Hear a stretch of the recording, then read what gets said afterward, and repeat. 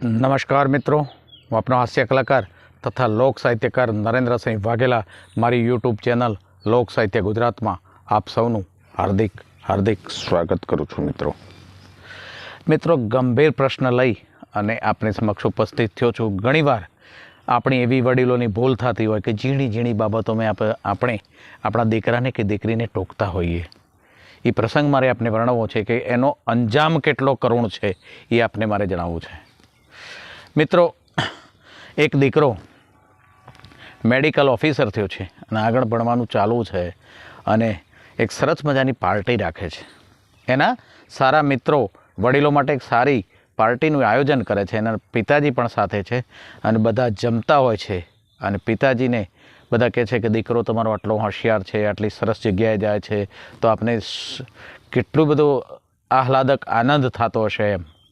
ત્યાં એના બાપુએ એવું કીધું કે બધું જ બરાબર છે, પણ મારા દીકરાની લાઈન જે છે લખવાની એ આમ ઉપર જતી હોય છે, વાંકી ચૂકી જતી હોય છે, સીધી નથી થતી.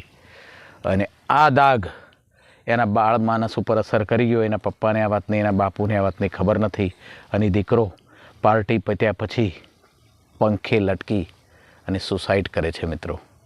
અને પછી એનો જ્યારે કાર્ડિયોગ્રામ કાઢવા એને તરત હોસ્પિટલ લઈ ગયા અને કાર્ડિયોગ્રામ કાઢવામાં આવ્યો એ પહેલાં એને મરતા પહેલાં એક ચિઠ્ઠી લખી હતી કે બાપુ આપ વારે વારે મને ટોકતા હતા કે મારી લીટી વાંકી ચૂકી, મારા અક્ષરો સારા નથી, મારી લીટી ઉપર ઉપર જાય છે.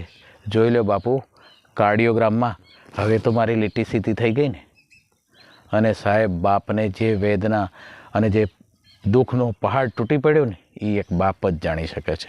નમસ્કાર મિત્રો, આ એક બોધ સ્વરૂપ આપને કહું છું કે ચોક્કસ ઝીણી ઝીણી બાબતોમાં દીકરા દીકરીને ન ટોકો. નાની નાની વાતમાં ટોકો નહીં, એને મુક્ત મને ભણવા દો. એને કદાચ કોઈ એવો સારો શોખ હોય ને એ પ્રમાણે પ્રગતિ કરે તો એ કરવા દો.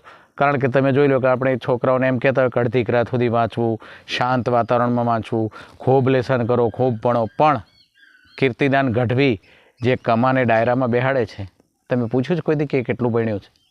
એ સાહેબ, નસીબ દરેકને એના નસીબનું દેતું જ હોય છે, એટલે આપણે ઉજાગરા કરવાની જરૂર નથી.